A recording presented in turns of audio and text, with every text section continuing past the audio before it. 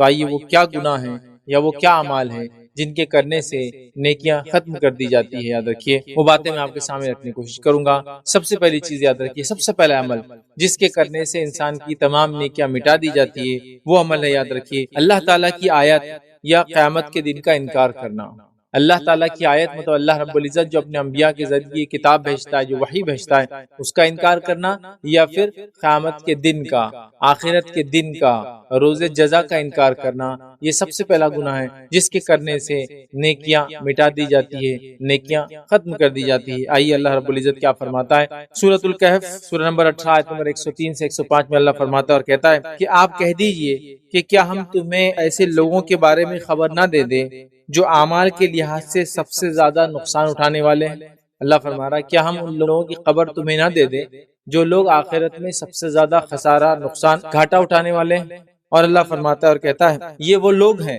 کہ جن کی دنیاوی زندگی کی تمام کوششیں بیکار ہو گئی. یہ وہ لوگ ہیں جن کی دنیا کی تمام کوششیں زندگی میں کی وہ بیکار ہو گئی، ٹھیک ہے، اور وہ اسی گمان میں رہے کہ وہ بہت اچھے کام کر رہے تھے، اور ان کو یہ ظن ہوا، یہ فیلنگس آئی کہ انہوں نے اچھا کام کیا، جبکہ اللہ نے ان کی تمام دنیا کی کوشش بیکار کر دی.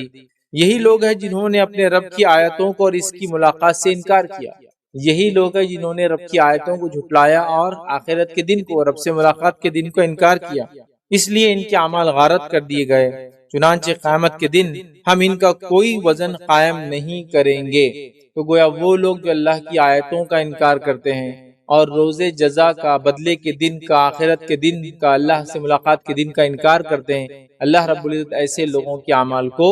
برباد کر دیتا ہے. یاد رکھیے، اور یہ بہت ساری لوگوں کا یہی حال ہے، دنیا میں اکثریت کا یہی حال ہے کہ وہ لوگ دنیا کی کوششیں جو بھی کر رہے ان کو ایسا لگتا ہے کہ کوششیں آخرت میں ان کے مرنے کے بعد کی زندگی میں کام آئیں گی، لیکن جب تک صحیح طریقہ اختیار کر کے انسان کوشش نہ کرے ان کی کوئی کوشش کام نہ آئیں گی. مشرکین مکہ، یہود، نصارہ، نبی اکرم صلی اللہ علیہ وسلم کے دور میں مجوس، یہ تمام لوگ اللہ کو راضی کرنے کے لیے دنیا میں کچھ نہ کچھ کر رہے تھے. اللہ نے اعلان کر دیا کہ ان میں سے کسی کے بھی کوئی اعمال قبول نہیں کیے جائیں گے، چونکہ کوششیں غلط ڈائریکشن میں تھی. دنیا کا جو کچھ کر کے آئے وہ سب بیکار ہو جائیں گے، یاد رکھیے. اور وہ گمان میں ہوں گے کہ وہ بہت اچھا کچھ کر کے آئے، لیکن انہوں نے جو حرکت کی ہوں گی، جس حرکت کی وجہ سے ان کے اعمال برباد ہو جائیں گے. وہ پہلا یہ تھا کہ انبیاء جو نشانیاں لے کر آتے انہوں نے جھٹلایا. دوسرا،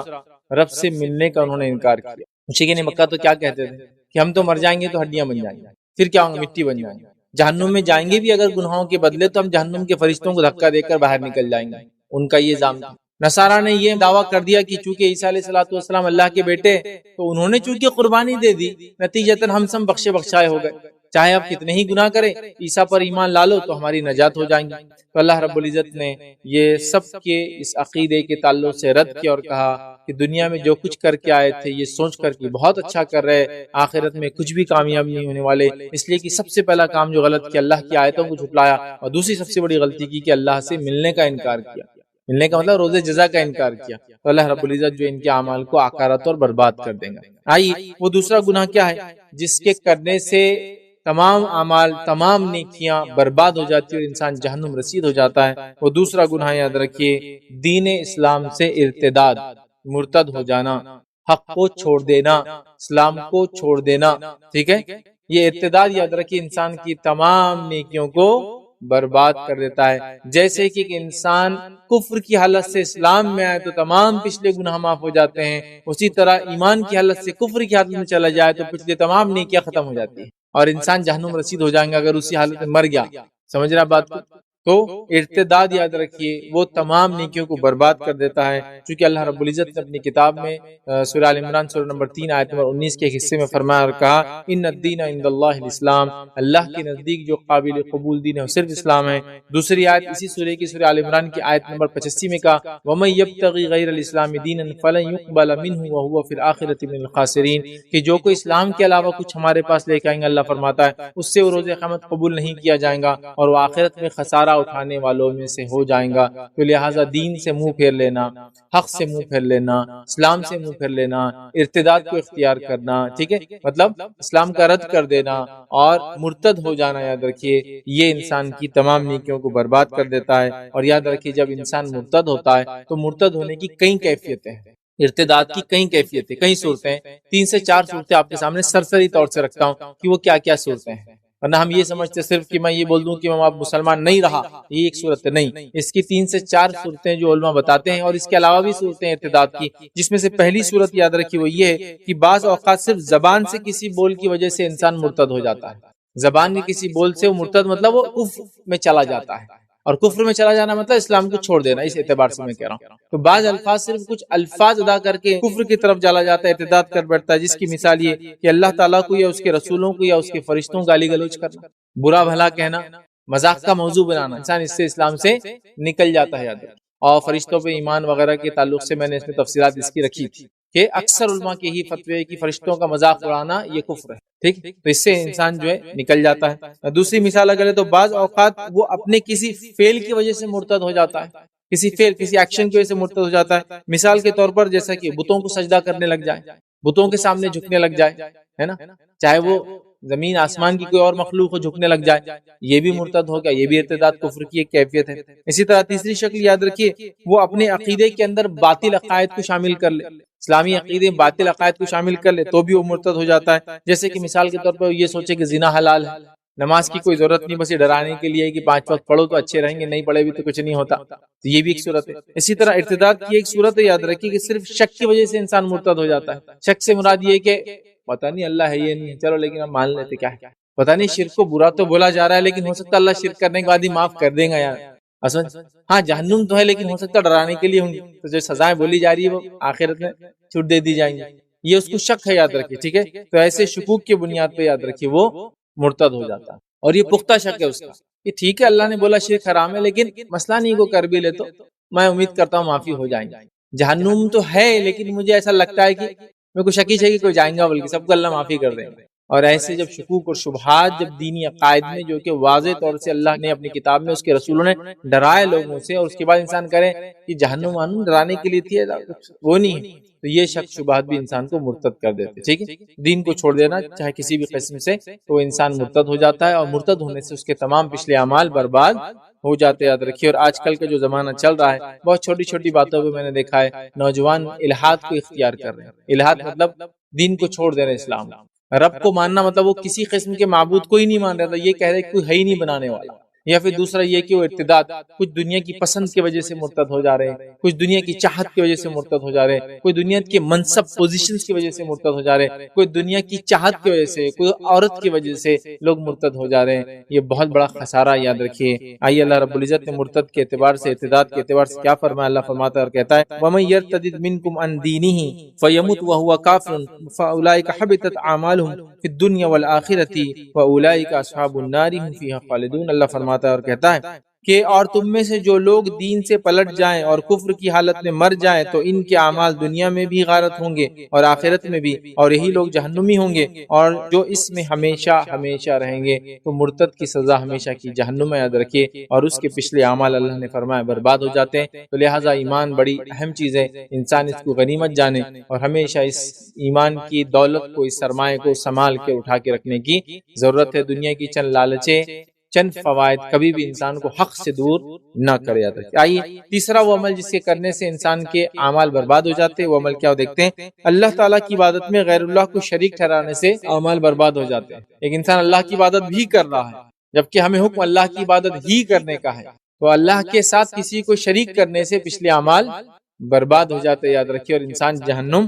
رسید ہو جاتا ہے، یاد رکھیے، جس کی چونکہ شرک کے تعلق سے ہم سب جانتے ہیں شرک ایک سب سے سنگین جرم ہے جو انسان اللہ رب العزت کی ذات کے ساتھ جو ہے کرتا ہے، یاد رکھیے، تو لہٰذا شرک کرنے سے اعمال برباد ہو جاتے ہیں، ختم کر دیے جاتے ہیں۔ لیکن ایک بات میری یاد رکھیے، میں جتنے گناہوں کے تعلق سے بات کر رہا ہوں ان میں سے اکثر گناہ ایسے جن گناہوں کی اگر معافی مانگ لی جائے زندگی کے اندر نزع کی حالت سے پہلے توبہ کر لی جائے تو یہ تمام کی تمام معاف ہو سکتی ہے۔ تو کوئی نا امید نہ ہو میری باتوں کو سن، امید ہمیشہ باقی ہے، توبہ کر لے، راستہ اس کو پلٹنے کا ہمیشہ باقی، یاد رکھے، ٹھیک ہے۔ تو آئیے تیسرا وہ گناہ جو غیر اللہ کو شریک کرنا، شرک کرنا، یہ بہت سنگین جرم ہے، لیکن میں بہت افسوس کے ساتھ اس بات کو کہہ رہا ہوں کہ امت مسلمہ میں شرک کو اتنے دھڑلے سے کیا جا رہا ہے کہ نعوذ باللہ توحید شرک بن چکا اور شرک توحید بن چکی، نعوذ باللہ، اللہ ہم کو معاف کرے۔ مطلب حالت یہ ہے کہ ایک اللہ کو ماننے کو لوگ شرک سمجھ رہے ہیں، یہ کیا صرف ایک اللہ کو مانگ رہے ہیں اور شرک کو توحید سمجھ رہے ہیں. ہاں یہ طریقہ اللہ سے مانگنے. سمجھ اتنا شرک کامن ہو چکا ہے درکی ہمارے سماج میں. لہٰذا ایسے سماج میں ہمارے لیے بہت ضروری ہے اپنے عقیدے کو انٹیکٹ رکھے، اس کا علم حاصل کرے، اس کو مضبوط بنائیں. یاد رکھیے اور چھوٹے موٹے آندھی طوفان یا بڑے بڑے آندھی طوفان جو عقیدے کے معاملے میں آئے وہ بھی ہم کو اپنے عقیدے سے، اپنے بلیف سے، اپنے ایمانیت سے ہلا نہ سکے. یاد رکھیے تو آئیے شرک جو ہے یہ بڑا خطرناک جرم ہے اور اللہ رب العزت نے سورہ انعام سورہ نمبر 6 اور آیت نمبر 88 میں ایک ایسی بات کہی. یاد رکھیے جس کے لیے آیت نمبر 86 سے یہ مسئلہ شروع ہوتا ہے. 86 87 اور 88 پہ یہ بات آ رہی ہے. تو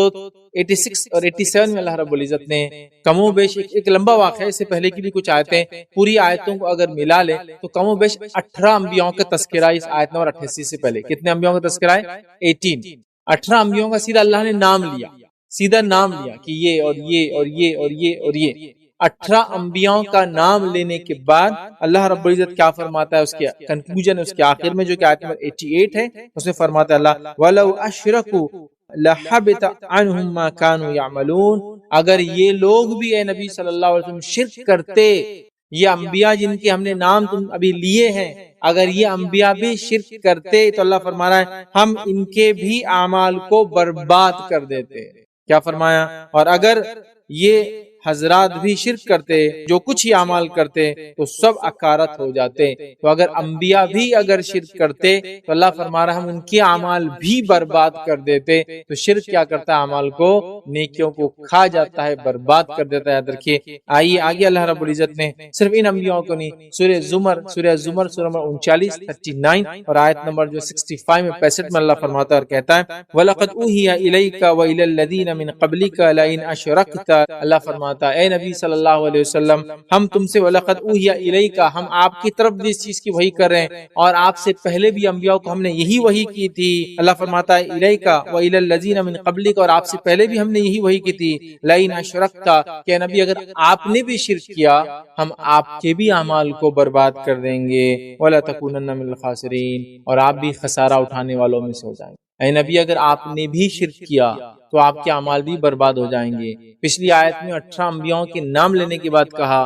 کہ اگر انہوں نے بھی شرک کیا ہوتا تو ان کے اعمال بھی برباد ہو جاتے. تو انبیاء جیسی ذات بھی اگر شرک کر لے، چونکہ وہ شرک کرتے نہیں، یہ صرف وضاحت تھی قوموں کو اور آنے والے لوگوں کو کہ یہ اتنے نزدیک میرے ہونے کے باوجود بھی میں ان سے شرک برداشت نہیں کروں گا تو باقی لوگوں کا کیا ہے؟ ہوتا ہے نا کچھ لوگوں کا معاملہ یہی ہوتا ہے. ٹھیک، تو اللہ کہہ رہا نہیں تم اتنے قریب ہو میرے، لیکن اگر تم بھی شرک کرو تو اعمال برباد ہو جائیں گے. یقیناً آپ کی طرف بھی اور آپ سے پہلے بھی تمام انبیاءوں کی طرف وحی کی گئی ہے کہ اگر آپ نے بھی شرک کیا تو بلا شبہ آپ کا عمل بھی ضائع ہو جائیں گا اور یقیناً آپ خسارہ اٹھانے والے لوگوں میں ہوگا. جو انبیاء جو کبھی شرک کر ہی نہیں سکتے ہیں، اللہ ان کو وارننگ دے رہا ہے. در حقیقت یہ قوموں کو ایک وضاحت ہے، قوموں کو ایک وارننگ ہے کہ اگر تم بھی یہ غلطی کرو تو تمہارے ساتھ بھی وہی سلوک اور عمل کیا جائے گا کہ تمہارے اعمال کو برباد کر دیا جائے گا جو ایک عام آدمی کے ساتھ کیا جائے. تو لہٰذا شرک جو ہے عمل کو برباد کر دیتا ہے. تو ہم اپنے آپ کو، اپنی نفسوں کو، اپنی اولاد کو شرک سے محفوظ رکھنے کی پوری کوشش کریں. آئیے آگے بڑھتے ہیں. چوتھا وہ کام، وہ عمل جس کے کرنے سے عمل برباد ہو جاتے، وہ یہ اللہ تعالیٰ سے کفر کرنا. اللہ تعالیٰ سے کفر کرنے سے کیا ہوتا ہے؟ انسان جو ہے اس کے اعمال اکارت ہو جاتے ہیں، غارت ہو جاتے ہیں. یاد رکھیے تو کفر یاد رکھیے بہت سنگین چیز ہے. شرک اور کفر یاد رکھیے، مشرک اور کافر یاد رکھیے. مشرک اور کافر یہ دو ایسی مخلوق ہے اللہ کی جو کبھی بھی جنت میں نہیں جائیں گی. یاد رکھیے ابراہیم علیہ السلام کے تعلق سے حدیث کے اندر یہ الفاظ آتے ہیں کہ ابراہیم علیہ السلام جو اللہ رب العزت سے جو ایک دعا ان کی باقی تھی جو انہوں نے اٹھا کے رکھی اور وہ روز قیامت کریں گے، وہ دعا یہ ہے کہ اللہ میرے والد کو جنت میں داخل کر دے، مجھے آج رسوا نہ کر ان کی وجہ سے. تو اللہ تعالیٰ فرمائیں گا اے ابراہیم کیا تجھے پتا نہیں ہے ہم نے کافر پہ جنت کو حرام قرار دیا ہے. شرک اور کفر یاد رکھیے بہت سنگین جرم ہے. یاد رکھیے حدیث سے پتہ چلتا ہے. تو کفر کرنے والا یاد رکھیے، شرک کرنے والے کی بات چلی گئی، اب کفر کرنے والے کی بات آ رہی. کفر کرنے والا یاد رکھیے یہ جنت میں نہیں جائیں گا اور اس کے اعمال اکارت اور برباد کر دیے جائیں گے. یاد رکھیے آئیے اللہ رب العزت کیا فرماتا ہے قرآن کے اندر، ان لوگوں کی مثال جنہوں نے اپنے رب سے کفر کیا، ان کے اعمال اس راکھ کی مثال ہے جس پر تیز ہوا آندھی والے دن چلے. جو بھی انہوں نے کیا اس میں سے کسی چیز پہ قادر نہ ہوں گے، یہی دور کی گمراہی. یہاں اللہ رب العزت نے وضاحت کر دی کہ جو لوگ بھی کفر کریں گے ان کی مثال ایسی ہے جیسے کہ راکھ ہو، اور راکھ ایک ایسی جگہ رکھی ہو جہاں آندھی چلتی ہو، تو آندھی چلنے کے بعد راکھ کا کیا حال ہوگا؟ آپ دیکھتے وہ یوں اڑ جاتی ہے، بالکل ادھر سے ادھر چلے جاتی ہے، تو بس ان کے اعمال ایسے چلے جائیں گے اور ان کو کوئی فائدہ نہیں ہوگا، اور اللہ فرما رہا ہے یہی حقیقی گمراہی ہے۔ تو لہٰذا کفر یاد رکھیے انسان کے اعمال کو برباد کر دیتا ہے۔ کفر کیا ہے؟ کفر کی حقیقت کیا ہے؟ کون کون سی چیز کرنے سے انسان کافر ہو جاتا ہے؟ ان چیزوں کو پڑھنے کی ہمیں سخت ضرورت ہے تاکہ اس سنگین جرم سے ایک انسان جو ہے بچ سکے۔ آئیے آگے بڑھتے ہیں۔ پانچواں ایسا عمل جس کے کرنے سے انسان کے اعمال آکرت ہو جائیں گے، برباد ہو جائیں گے، بیکار ہو جائیں گی اس کی نیکیاں خاص طور سے، وہ کون سا ہے؟ وہ یہ قرآن مجید کے کسی حکم کو ناپسند کرنا۔ قرآن کی کسی حکم کو، کیونکہ وہ اللہ کی طرف سے ہے، تو اللہ کے کسی حکم کو یا قرآن کے کسی حکم کو ناپسند کرنا، ناپسند کرنا۔ اور یہ مسئلہ تو ایسا ہے، اب میں اس معاملے میں کیا بتاؤں آپ، اتنے سارے قرآن کے احکامات ہیں، چونکہ ہم کو نہیں سمجھتے، ہمارے پلے نہیں پڑ رہے، سمجھ رہے، یا میں اس کی خلاف ورزی کر رہا ہوں تو میں یہ سوچنے لگ جاتا ہوں یار ایسا کیوں ہے، خامخواہ ایسا نہیں ہونا تھا یار، یہ ایک عام بات ہوگی۔ جیسا مثال کے طور پہ قرآن نے کہہ دیا زانی کو سزا دی جائے، اگر غیر شادی شدہ ہو تو 100 کوڑے لگائے جائے، شادی شدہ ہو تو سنسار کر دیا جائے، چور اگر چوری کرے تو ہاتھ کاٹ دیا جائے، کوئی انسان خون کرے تو خون کا قصاص کا بدلہ خون سے لیا جائے۔ جب یہ باتیں آتی ہے تو کچھ لوگ بولتے رہے یار یہ عجیب ہی حکم ہے، نہیں ہونا تھا، بہت ہی سخت دکھ رہا، تو یہ اللہ کے حکم کو آپ کیا کریں معلوم، اس کے انکار کرنے والے آپ ناپسند کر رہے ہیں۔ یا عورتوں کی اگر مثال لے لے تو یہ پردہ وردہ کہہ کے لیے چپ خامخواہ دے دیے اللہ تعالیٰ نے، یا پھر سستی، کاہلی اور دنیا پرستی کے نتیجے میں آج ہمارے حال یہ نماز 5 وقت نہیں ہونا تھا، کاش، اور ناپسند کرنے لگتے ہیں۔ پہلے تو یہ ایسی ہوتا ہے کیوں ہوا کہ ناپسندیدگی کی طرف جاتا ہے، اور کبھی کبھار انسان اپنی عام زندگی میں اس کو بول بھی بیٹھتا ہے یار کیا یہ 5 وقت کی نماز، یہ کیا پردہ وردے کا یہ حکام لگا ہے، نعوذ باللہ، یہ کیا سزائے موت کا ہے، اب چلتا غلطی ہو جاتی ہے بچوں سے، کیا چلتا بھی، تو یہ ایک اللہ کے حکم کو ناپسند کرنے میں ہے۔ تو اللہ کے حکم کو یا قرآن کی کسی حکم کو ناپسند کرنے سے آدمی کافر ہو جاتا ہے، دیکھیے، اور اس کے تمام اعمال برباد بھی ہو جاتے ہیں۔ تو یہ پانچواں وہ ہے یاد رکھیے عمل جس سے کرنے سے عمل برباد ہو جاتے ہیں، وہ یہ ہے کہ قرآن کی کسی حکم کو ناپسند کرنا۔ اور اللہ رب العزت نے اس بات کو قرآن میں یوں فرمایا، اور کچھ لوگوں کی صفت بتاتے ہوئے فرمایا جن کو سزا ملیں گی۔ اللہ فرماتا ہے، کہتا ہے یہ اس لیے کہ جو کچھ اللہ نے نازل کیا تھا اسے انہوں نے ناگوار سمجھا، چنانچہ اللہ نے ان کے اعمال کو ضائع کر دیا۔ یہ ان کے ساتھ اس لیے ہوا کہ انہوں نے اللہ کی اتاری ہوئی آیت کو ناپسند کیا، اللہ کی بتائی باتوں کو ناپسند کیا، اس کی وجہ سے ان کے اعمال غارت کر دیے گئے۔ تو لہٰذا اللہ کی کسی بات کو ناپسند کرنا، قرآن کے کسی احکام کو ناپسند کرنے سے اعمال برباد ہو جاتے ہیں۔ لہٰذا ہم بہت احتیاط کریں کہ ہم کس چیز کو پسند کرتے ہیں، کس چیز کو ناپسند کرتے ہیں۔ کبھی ہوتا ہے قرآنی کچھ باتیں ہم کو سمجھ نہیں آتی ہے، جب کوئی چیز سمجھ نہ آئے تو اللہ رب العزت سے دعا کرے، اے اللہ مجھے اس چیز کی سمجھ دے، اس حکم کی حکمتیں سمجھا، میرے دل میں ان کے تعلق سے محبت پیدا کر، لیکن کبھی بھی اس کے اپوزٹ جانے کی کوشش نہیں کرنا۔ اس لیے کہ میں اپنے تقریروں میں بار بار کہتا ہوں، شریعت یاد رکھیے ایک سیسا پلائی ہوئی دیوار ہے، اگر اس پہ آپ اپنا سر مارو گے تو سر پھوڑ لو گے، ہاتھ مارو گے تو ہاتھ توڑ لو گے، اس کو کوئی فرق پڑنے والا ہے ہی نہیں۔ تو اپنے آپ کو کیوں برباد کریں، ٹھیک ہے، صرف اس لیے کہ مجھے سمجھ میں نہیں آ رہی کوئی چیز تو وہ چیز ایسی کیوں ہے، تو ہم پسند کریں شریعت کے حکم کو، چاہے سمجھ میں آئے چاہے سمجھ میں نہ آئے، بعد میں اللہ سے دعا کرے، اس کی حکمتیں تلاش کرے، علماء سے رجوع کرے، اس کو جاننے کی کوشش کرے، انشاءاللہ جس بات سمجھ میں آ جائیں گی۔ لیکن ناپسند کرنا یاد رکھیے اعمال کو برباد کر دیتا ہے۔ آئیے چھٹا وہ کام جس سے کرنے سے ہمارے کیے گئے نیکیاں برباد ہو جاتی ہے، اچھے نیک عمل برباد ہو جاتی ہے، وہ یہ اللہ کو ناراض کرنے والی باتوں کے پیچھے لگنا اور اس کی رضا کو ناپسند کرنا۔ اللہ جو چیز سے ناراض ہوتا ہے وہ کام کو کرنا، اور جس چیز کو پسند کرنا اس کو ہم ناپسند کرنا، یہ چیز سے انسان کے تمام پچھلے اعمال یا تمام اعمال برباد ہو جاتے ہیں۔ آئیے اس تعلق سے اللہ رب العزت قرآن میں کیا فرماتا ہے، اور کچھ لوگوں کی صفت بتاتے فرماتا ہے کہ ان کے ساتھ ایسا کیوں ہوا۔ اللہ فرماتا ہے اور کہتا ہے آیت کے اندر، دیکھیے یہ سورہ محمد کی آیت نمبر 28 سے 47 نمبر کا سورہ 28 نمبر کی آیت، اللہ فرماتا ہے یہ اس لیے ان کے ساتھ ہوا کہ ایسی بات کے پیچھے لگے تھے جس سے اللہ ناراض ہوتا تھا۔ کیا فرمایا اللہ نے؟ یہ اس لیے کہ وہ ایسی بات کے پیچھے لگ گئے جس نے اللہ کو ناراض کر دیا، اور انہوں نے اس کی رضا کو ناپسند کیا، تو اللہ تعالیٰ نے ان کے اعمال کو برباد کر دیا۔ مطلب ایسے کام کرنا جن سے اللہ ناراض ہوتا ہے، اور ایسے کاموں کو ناپسند کرنا جس کو اللہ پسند کرتا ہے، تو یہ اعمال کرنے سے انسان کے پچھلے اعمال برباد ہو جاتے ہیں۔ لیکن جیسا میں نے شروع میں کہا، توبہ کے دروازے موت سے پہلے تک کھلے ہیں، لہٰذا اپنے رب سے ہم جو ہے خوب توبہ کرے۔ اگر ایسا کچھ ہے تو کوئی پسند اللہ کی ہو، ہم اس کو ٹھیک ہے، اللہ کی کو پسندیدہ چیزیں ہم کر نہیں پا رہے، ایک الگ بات ہے، لیکن ہم نے اس کو ناپسند کرنا، اور اللہ جس کو پسند کرتا ہے اس کو ہم ناپسند کریں، جس کو ناپسند کرتا ہے ہم پسند کریں، یہ بہت بڑا مسئلہ ہے۔ ایک چیز ہو سکتی ہے کہ اللہ کسی چیز کو ناپسند کرتا ہے لیکن پھر بھی مجھ سے وہ ہو رہی ہے، میں توبہ کر سکتا ہوں، لیکن اللہ ناپسند کرتا ہے میں کروں اور یہ کہوں مجھے یہ پسند ہے، یہ پرابلم ہے۔ اور اللہ جو ہے جس چیز کو پسند کرتا ہے اس کو میں نہیں کر پا رہا ہوں کسی وجہ سے، ٹھیک ہے، لیکن میں اس کو ناپسند کروں کہ اللہ کیوں پسند کرتا ہے اس چیز کو، یاد رکھیے اعمال کو برباد کر دیتا ہے۔ اور مشرکین نے یہی کیا، اللہ کو جو پسند تھا ان کو ناپسند تھا، اور اللہ کو جو ناپسند تھا اس کو وہ پسند کرتے تھے، یاد رکھیے، ٹھیک ہے۔ تو یہ چھٹا تھا۔ آئیے ساتواں وہ گناہ جس کے کرنے سے عمل نیکیاں برباد ہو جاتی، وہ عمل ہے اعتقادی نفاق، عقیدے کا نفاق۔ ویسے نفاق کی کئی علامتیں ہیں، احادیث کو اگر جمع کرے تو میں نے تقریباً 99 تک صفتیں، 99 صفتیں منافقین کی جو مختلف علماء نے جو کتابوں میں وغیرہ قرآن میں جو آتی ہے، احادیث میں جو آتی ہے، ٹھیک ہے، اس کو جمع کرنے کی کوشش کی تو 99 کے قریب صفتیں ہوتی ہیں، لیکن کچھ صفتیں منافقین کی بڑی بڑی علامت ہے، بڑی واضح ہے، اور حدیث کے اندر آتا ہے جھوٹ بولنا، یہ منافق کی علامت، جب بات کرے جھوٹ بولے، ہے نا، جب بھی اعتماد کیا جائے وہ اعتماد کو توڑ دیں گا، جب بھی وعدہ کریں گا وعدہ خلافی کریں گا، تو یہ نشانیاں ہیں، تو یہ علامتیں ہیں۔ اگر یہ علامتیں ہوں تو انسان توبہ کر لے، لیکن ایک ہوتا ہے عقیدے کی جو ہے نفاق، مطلب اعتقادی منافق، مطلب اس کے عقیدے میں نفاق، ایک ہوتا ہے عمل کا نفاق اور ایک ہوتا ہے عقیدے کا نفاق۔ تو اعتقادی جو منافق ہوں گا، یاد رکھیے اس کی تمام اعمال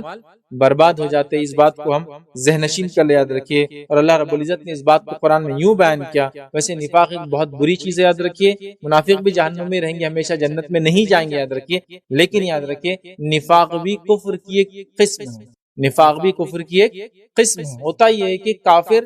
ظاہراً بھی کفر اختیار کرتا ہے، بولتا ہے میں مسلمان نہیں ہوں، اور اندر بھی کافر ہوتا ہے، لیکن منافق ظاہراً بولتا ہے میں ایمان والا اور اندر کافر ہوتا ہے، تو منافق بھی یاد رکھیے یہ بھی کفر کی ایک قسم ہے۔ تو اعتقادی منافق جو ہوں گا وہ کافر ہوتا ہے، یاد رکھیے، اور اس کے بھی عمل برباد ہو جائیں گے۔ اللہ رب العزت نے قرآن میں دیکھی کیا فرمایا ایسے لوگوں کے تعلق سے، اور یہ سورہ مائدہ سورہ نمبر 5 کی آیت 53 53 ہے، 5 سورہ نمبر 5 آیت نمبر 53 میں اللہ فرماتا ہے، کہتا ہے وَيَقُولُ الَّذِينَ آمَنُوا أَهَؤُلَاءِ الَّذِينَ أَقْسَمُوا بِاللَّهِ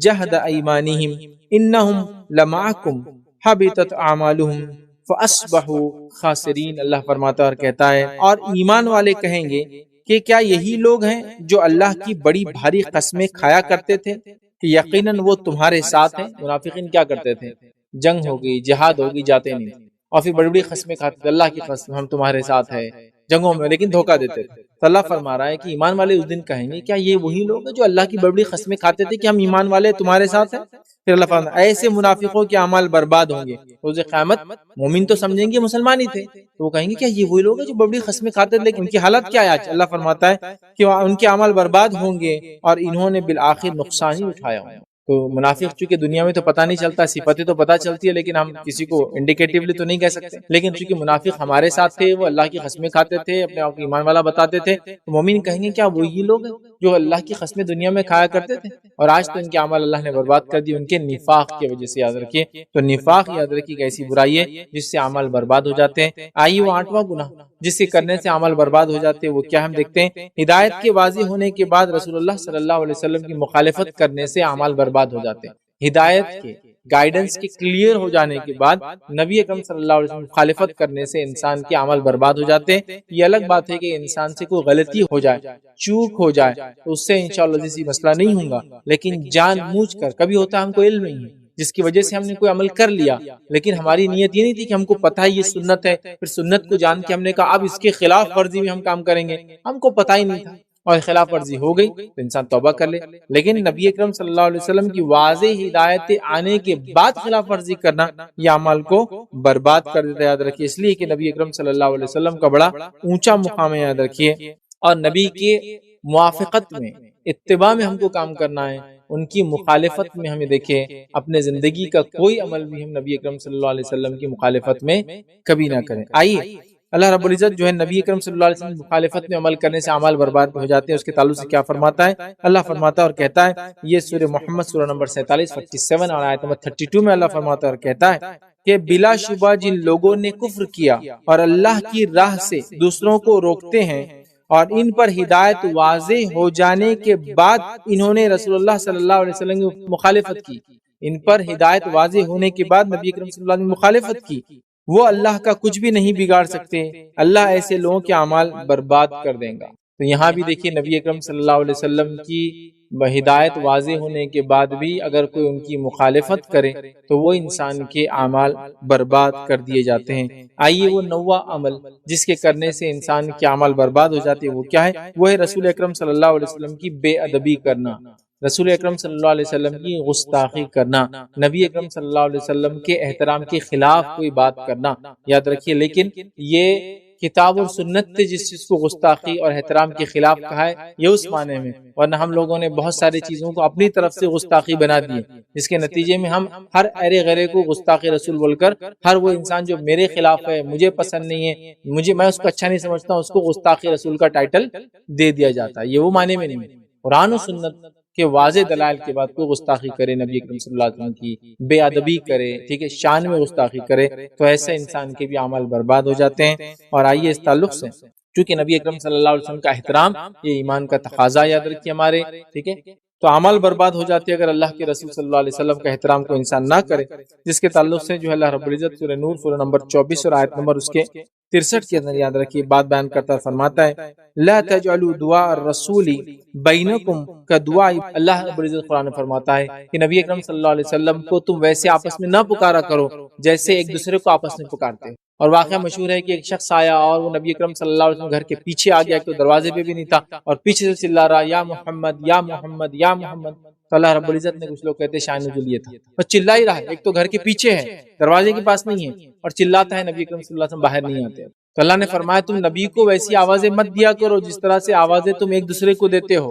جیسے ایک دوسرے کو ہم بلا رہے اے چل فلاں جا، اے فلاں جا، یا عربی کے اندر حرف ندا ہے یا حرف ندا ہے یا مطلب متوجہ ہو، میری طرف دیکھو، میری طرف بلٹو، میری بات سنو، کئی معنوں میں استعمال ہوتا ہے، یا اللہ ہم بولتے ہیں یا اللہ میری بات کو سن لے، اللہ کو وہ کرنے، اسی طرح کوئی انسان جا رہا تو یا فلاں کہتے ہیں، تو اسی طرح اللہ کے رسول کو جب آپس میں جیسی بات کرتے ہو ویسا نہ کہو، اللہ فرما رہا ہے، ٹھیک ہے، چونکہ نبی کا احترام ہے۔ اسی طرح سورہ حجرات سورہ نمبر 49 آیت نمبر 2 میں اللہ نے جو بات بیان کی، یہ بات تو بڑی خطرناک ہے جو ہم بار بار سورہ حجرات کی ابتدا میں پڑھتے ہیں۔ اللہ فرماتا ہے اور کہتا ہے یا ایھا الذین آمنوا لا ترفعوا اصواتکم فوق صوت النبی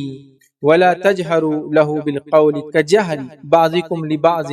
اللہ فرماتا اور کہتا ہے کہ اے وہ لوگوں جو ایمان لائے ہو، اپنی آوازوں کو نبی کی آواز سے اونچی نہ کرو، نبی کے موجودگی میں یا نبی کے سامنے اپنی آوازوں کو اونچی نہ کرو۔ کیوں اونچی نہ کرو؟ اللہ فرماتا ہے سامنے بلند آواز سے اس طرح بات نہ کرو جس طرح تم آپس میں بات کرتے ہو بلند آواز سے، ورنہ تمہارے اعمال برباد ہو جائیں گے اور تم کو اس کا شعور بھی نہیں آئے گا۔ مطلب نبی اکرم صلی اللہ علیہ وسلم کی موجودگی میں تیز آواز میں بات کرنے سے منع کیا گیا، نبی اکرم صلی اللہ علیہ وسلم کو نام لے کر آواز دینے سے منع کیا گیا ہے، اور اللہ رب العزت نے بھی دیکھیے نبی اکرم صلی اللہ علیہ وسلم سے جب خطاب کیا اپنی کتاب میں، تو آپ اگر دیکھیں گے اس کا مطالعہ کریں گے تو 4 جگہ محمد کہا اور 1 جگہ احمد کہا، اور وہ احمد بھی جو کہا وہ عیسیٰ علیہ السلام نے بشارت دی اس معنی میں کہا، تو 5 جگہ ہی آپ کا نام ہے اور 4 جگہ آپ نے کہا ہے، لیکن اللہ رب العزت نے آپ کا نام تبھی لیا جب اس کی اشد ضرورت تھی، جیسا محمد الرسول اللہ کہ محمد اللہ کے رسول ہے، اور ان کے ساتھی جو ہے فلاں کہا، ٹھیک ہے، ایک جگہ کہا کہ محمد صلی اللہ علیہ وسلم تم میں سے کسی کے والد نہیں ہیں، ہے نا، تو بہت ضرورت کی جگہ پر آپ کا نام استعمال کیا۔ اس کے علاوہ اللہ رب العزت بھی کس طرح سے بات کرتا ہے، یا ایھا المدثر، یا ایھا المزمل،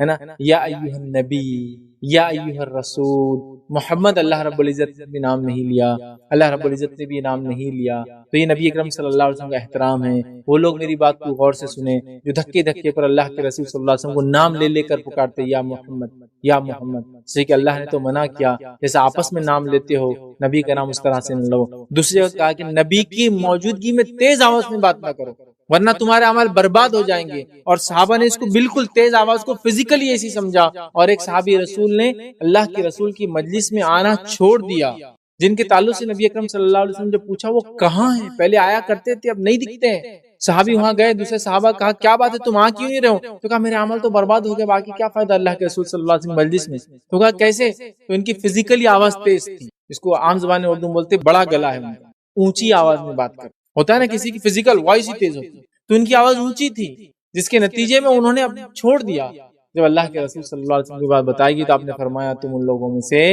نہیں ہو، واپس آ۔ اور اس کے بعد روایتوں میں آتا ہے کہ عمر ابن خطاب رضی اللہ عنہ، جن کی آواز ذرا بلند تھی، اونچی بڑی آواز تھی، جو شخصیت بھی بڑی تھی، نبی اکرم صلی اللہ علیہ وسلم جب بات کرتے، یہ آیت کے آنے کے بعد سورہ حجرات تھی، تو کبھی کبھار اللہ کے رسول صلی اللہ علیہ وسلم کو خود پوچھنا پڑتا ہے عمر کیا،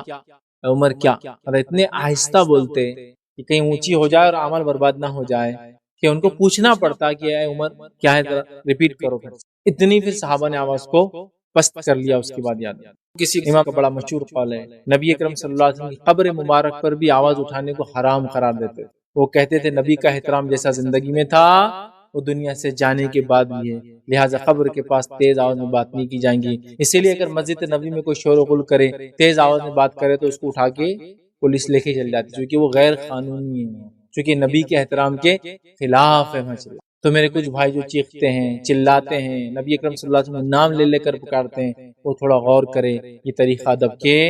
خلاف ہے، یہ خلاف ہے، ٹھیک ہے۔ اور صحابہ کو بھی دیکھا گیا جیسا نبی کی زندگی میں احترام کرتے تھے، قبر مبارک کے پاس بھی کبھی تیز آواز میں بات کرتے نہیں پائے گا۔ سمجھ رہے بات؟ تو بہرحال یہ بڑی اہم چیز ہے۔ تو نبی کے احترام کے خلاف کام کرنا، بے ادبی کرنا، یہ اعمال کو برباد کر دیتا ہے۔ آئیے 10واں وہ کام جس سے کرنے سے ہمارے اعمال، ہماری نیکیاں برباد ہو جاتی ہے، وہ کیا ہے؟ 10واں کام ہے ریاکاری کرنا۔ ریاکاری دکھاوا جس کو بولتے ہیں، اس کو شرک اصغر کہا جاتا ہے۔ اور ریاکاری مطلب یہ ہے کہ کسی عمل کو خالص اللہ کے لیے نہ کرتے ہوئے انسان اپنی نیت میں یہ خرابی کرے کہ وہ دوسروں کو بتانے کے لیے کرے، یا اللہ کے لیے کرے لیکن دوسروں کو بتانے کے لیے بھی کرے، مطلب یا تو پھر سیدھا سیدھا بتانے کے لیے، یا تو پھر دونوں اس کا مقصد ہو، اس کے اعمال بھی قبول نہیں ہوتے اور اس کے اعمال بھی برباد کر دیے جاتے ہیں، وہ ریا کی وجہ سے۔ آئیے نبی اکرم صلی اللہ علیہ وسلم کیا فرمایا، حدیث کے الفاظ سنتے ہیں۔ حدیث میں الفاظ یوں ہیں، اس طرح سے آتے ہیں، یہ سلسلۃ الحدیث صحیحہ کی روایت ہے۔ حدیث کے الفاظ یہ ہے کہ نبی اکرم صلی اللہ علیہ وسلم نے ارشاد فرمایا،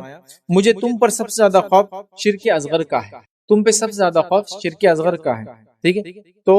صحابہ نے پوچھا کہ شرک اصغر کیا ہوتا ہے، یہ چھوٹا شرک کیا ہے؟ تب نبی اکرم صلی اللہ علیہ وسلم فرمایا، شرک اصغر سے مراد ریاکاری ہے۔ اللہ تعالیٰ قیامت کے دن جن لوگوں کو ان کے اعمال کا بدلہ دے گا، اللہ تعالیٰ قیامت کے دن جب لوگوں کو ان کے اعمال کا بدلہ دے گا، جو لوگوں نے ریاکاری کی تھی ان سے کہیں